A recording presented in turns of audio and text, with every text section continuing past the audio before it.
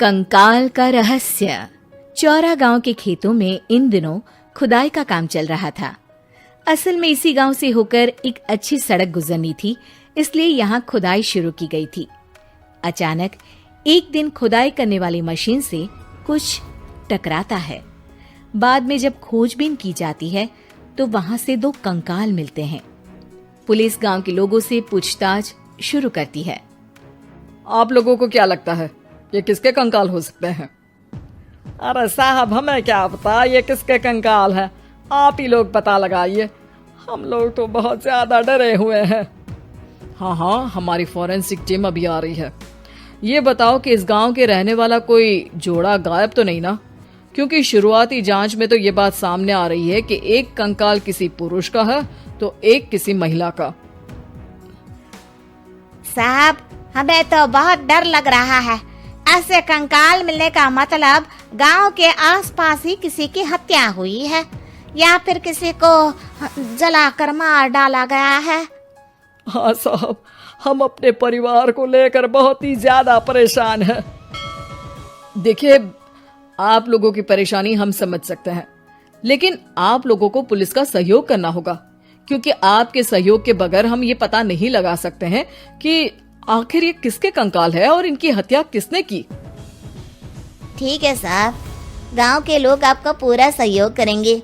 हाँ साहब, पूरा सहयोग करेंगे। तो फिर ठीक है, हम अपनी जांच शुरू कर देते हैं। कुछ दिन बाद जांच रिपोर्ट आ जाती है। पता चलता है कि ये कंकाल करीब 20 साल पुराने हैं, यानी 20 साल पहले किसी जोड़े की हत्या कर शव को यहाँ पर दबा दिया गया था। इंस्पेक्टर राघव, ये बताओ कि 20 साल पहले की मर्डर मिस्ट्री क्या आप सुलझ सकती है? हाँ सर, क्यों नहीं, लेकिन अब सबूत और गवाह काफी मिट गए होंगे। मुश्किल तो होगी, लेकिन शायद किसी परिवार को इंसाफ मिल सके। इंस्पेक्टर राघव, आप बिल्कुल सही कह रहे हैं।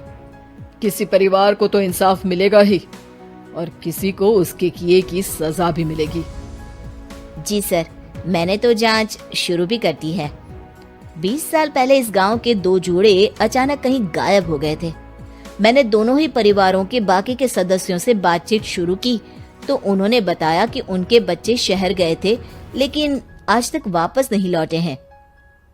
लेकिन ये दोनों शव किस परिवार के सदस्यों के हैं, ये कैसे पता चल सकेगा? सर, मैंने डीएनए टेस्ट करवा लिया है। आज शाम तक इसकी रिपोर्ट भी आ जाएगी। अच्छा, ठीक है।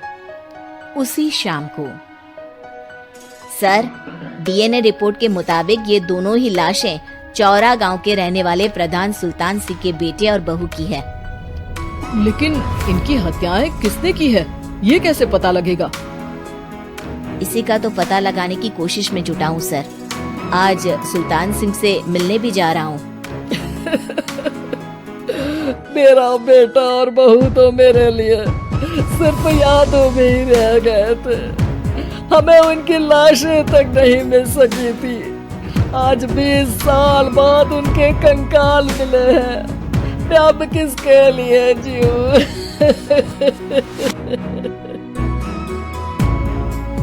लेकिन सर, क्या आपकी किसी से कोई दुश्मनी थी? अपने बेटे बहू की हत्या के लिए आप किसे जिम्मेदार मान रहे हैं?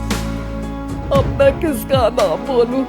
मेरी तो किसी से दुश्मनी नहीं थी, बस मेरे बेटे बहू को कोई वापस ला पाता।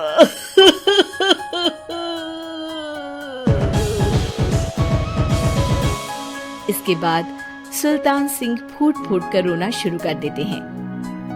सर, अब आप इनका अंतिम संस्कार करवा सकते हैं। कम से कम इनका शरीर ना सही, इनका कंकाल तो आपको मिला है।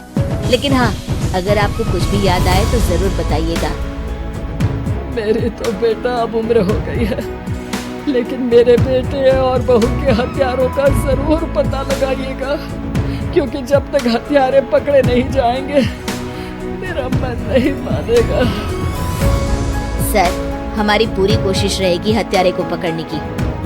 लेकिन एक बात बताइए, उस वक्त आपको किस पर शक गया था? उस वक्त मेरे एक ड्राइवर को पकड़ा गया था, लेकिन सबूतों के अभाव में उसे छोड़ दिया गया था। अच्छा, और ड्राइवर पर कैसे शक हुआ था? क्योंकि उस दिन ड्राइवर छुट्टी पर था। उस समय लेकिन लाश क्यों नहीं मिल सकी थी? उस वक्त पुलिस ने बहुत कोशिश की थी, लेकिन दोनों की डेड बॉडी नहीं मिल सकी थी। ठीक है, हमारी तफ्तीश चल रही है, मैं फिर आऊंगा। इसके बाद इंस्पेक्टर वहां से चला जाता है और सुल्तान सिंह अपने बेटे और बहू की याद में खो जाते हैं। कुछ दिन बाद सुल्तान सर, एक बात बताइए, जब आपके बेटे बहू की हत्या हुई थी, उसी के आसपास आपके ही गांव का रहने वाला एक और जोड़ा उसी वक्त गायब हो गया था ना? हाँ सर, अलका और अभिषेक, वो भी मेरे बच्चों जैसे ही थे। तो फिर वो कहाँ है? उनका भी आज तक पता नहीं चल सका, लेकिन बताते हैं कि कुछ साल पहले अभिषेक को गांव के ही किसी आदमी ने मुंबई में देखा था, लेकिन फिर वो गायब हो गया। यानी अभिषेक और अलका की हत्या नहीं हुई थी, बल्कि उन्होंने किसी वजह से खुद ही गांव छोड़ दिया था। हाँ, हो सकता है, क्योंकि अभिषेक मेरे बेटे संतोष का अच्छा दोस्त था और उसका मेरे घर भी आना जाना लगा रहता था। हो सकता है कि उसने मेरे बेटे और बहू के बारे में सुन लिया हो और ये गांव छोड़ दिया हो सकता है। उनके परिवार का कोई अब नहीं रहता क्या इस गांव में? अब तो कोई नहीं रहता। एक चाचा थे, लेकिन उन्होंने भी अपना पुश्तैनी मकान बेच दिया है। वो भी अब कहीं शहर में ही बस गए हैं। ओह, अभिषेक और अलका के बारे में भी पता लगाना होगा। हो सकता है कि वही इस हत्या के बारे में कुछ बता सके। हो तो सकता है, लेकिन वो बेचारे तो खुद ही वक्त के मारे थे, वो क्या बताएंगे। फिर भी सर, जब केस दोबारा खुला है तो जांच तो करनी ही पड़ेगी, और इस बार तो लाशें भी बरामद हुई है। कुछ दिन तक लगातार तफ्तीश चलती रही। एक दिन थाने से सुल्तान सिंह को फोन आता है। हाँ, कौन बोल रहा है? सर, मैं कांस्टेबल तुलाराम बोल रहा हूँ थाने से। आपको थाने आना पड़ेगा।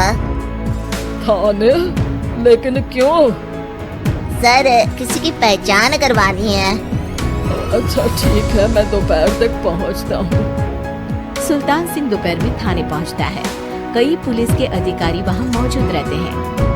सर, आपके बेटे की हत्या का रहस्य आज शायद सुलझ जाए। अच्छा इंस्पेक्टर राघव, पर वो कैसे? सर, उस आदमी को देखिए, क्या वही अभिषेक है? सुल्तान सिंह की आंखों में हैरानी से आंसू आ जाते हैं। हाँ सर, यही अभिषेक है। ये आपको कहाँ से मिला?